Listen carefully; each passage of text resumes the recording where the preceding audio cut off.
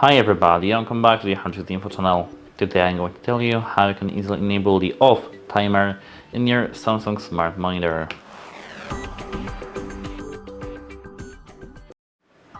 At first, go to the left to the control panel and here scroll down to the settings. Go to all settings now and here scroll all the way down to the general and privacy option here.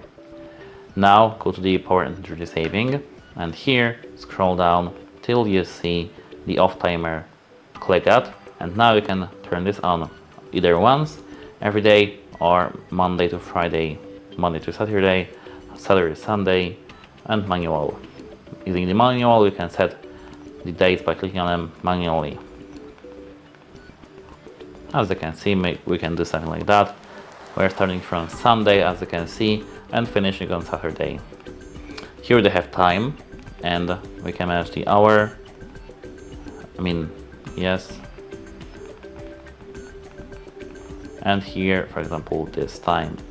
This is the 4 p.m., almost 5 p.m. And that's how the off timer works. Goodbye.